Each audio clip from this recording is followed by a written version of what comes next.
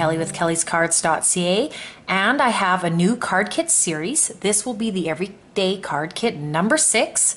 This card kit will have 5 cards, and some of them will be extremely open-ended that you can make them into whatever you like. So to start out with this first card, I've picked out, I really love this beautiful purple paper, and I love the purple and the teal together. So what I did was I photoshopped this image to match the colors, and it's got a nice sentiment on it that says thank you. And this is the card we will piece together. So to start out, I've got a nice crisp white card base, and I'm just going to ensure that my card base is nice and straight and that I have a nice crease down here, and I'm just going to use my bone folder. And now I'm going to start layering the card together. So I have die cut this border out, and this is just a picket fence. And you might notice on some of your pieces, you may have little pieces, just poke them out, they will fall out. And once you've poked them all out, your die cut will be ready to go. So my idea for this card was to have quite a lot of layering. To start out, we want to start with the bottom layer. So we're going to take this off and we're going to put this piece down first. So you can just put a little adhesive on the edges. And now I'm going to stick this down.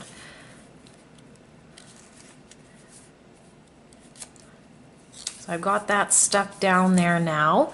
And now my border piece is going to come in because this is going to lay over top, and we're going to want to put all this on first before we attach it to our card base. So for this, you can either use a wet glue or a tape runner to adhere this border piece. What I'm going to do is I'm going to take this and I'm just going to get an idea of where I want it to sit first. And I can see that if I layer it like this, that I'm going to have about 1.5 pegs off of the side. So I'm going to put the glue in starting from this point, and I'm just going to dab very lightly. Do not over glue this or you will have a big mess on your hands. When it comes to wet glue, almost less is more. And if you need to pick a few pieces up and just add a little bit of glue under, then do it from there. So again, I'm just going to very carefully add this glue.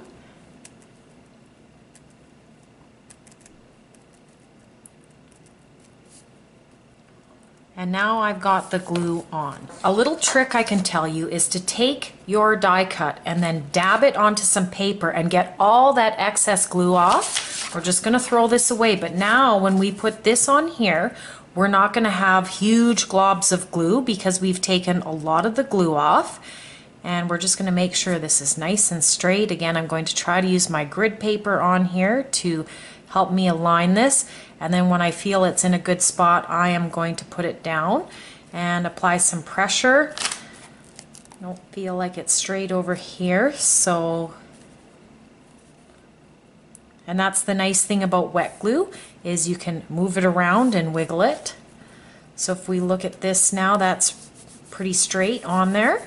And I'm just going to rub, and by dabbing off that extra glue, then you can use your wet glue for a lot of things that you probably wouldn't want to because you wouldn't want to make the mess. And if I pick this up now, you can see there is absolutely no mess, and this is perfect. On to the next part, we're just going to align our scissors with the edge here, and we are just going to cut off that excess border. And now that looks really great. So now that we've got that, I am going to adhere this piece to our card base.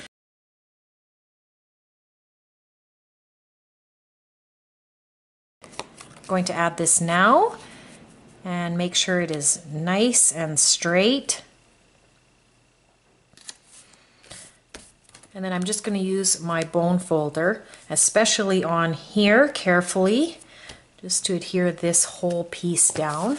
And now that is down really nice. So going into the rest of the kit, you're going to find a couple flowers and a green button, your sentiment, and this piece of embroidery thread. And what we're going to do is we're going to layer this up. I'm going to add the image now, and I do want it kind of over more of the purple so that when we add the purple flower, it's going to be layered over top of this color more. And that will just help bring this card together really well. And we want to make sure our thank you is nice and lined up, that it's nice and straight. And I'm going to put that on there. Now when I bring my flowers in, they're going to be nice on the card. You can put this button on either the purple or the white. Before we get to that, we're going to thread our buttons. So you can take your embroidery floss and you can just thread it through the buttonholes. You may have buttons that have 4 holes, or you may have buttons with 2 holes. I didn't have a lot of the same color, so you're going to have probably a different button than what I have, and you're just going to thread it like that. And then you can flip it over and tie a little knot. And what I usually do is I usually tie it twice, and the second time I tie it super, super tight. And I'm going to bring my scissors in and cut the end off.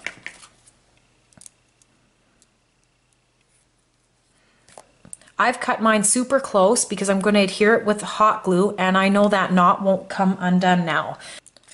As for placement, you can pretty much put the flowers anywhere. You can put the button anywhere. I kind of like it clustered together.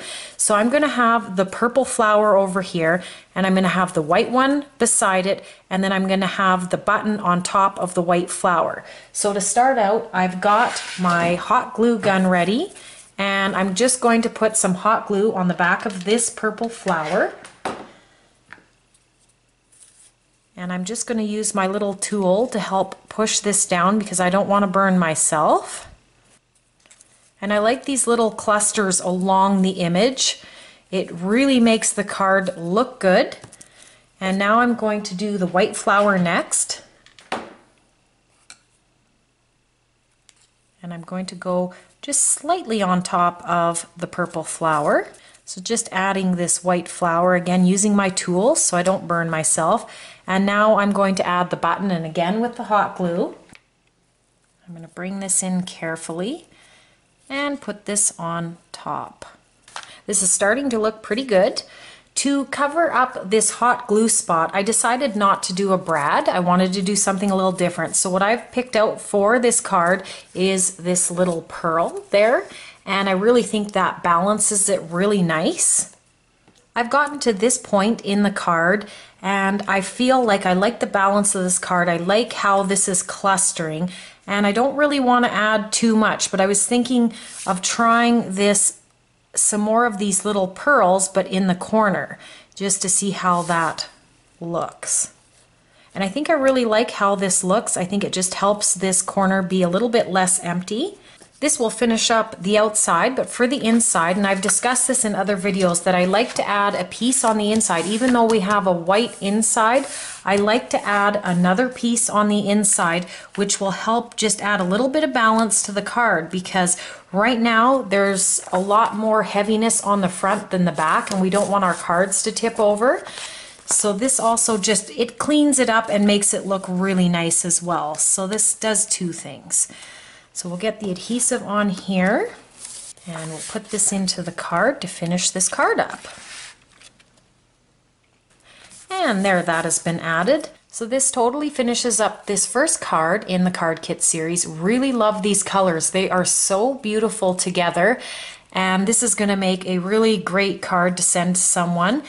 I really like the button elements, and again, using the embroidery floss just to accent the button. Really like this. It's such a small detail, but I think it really adds to the card.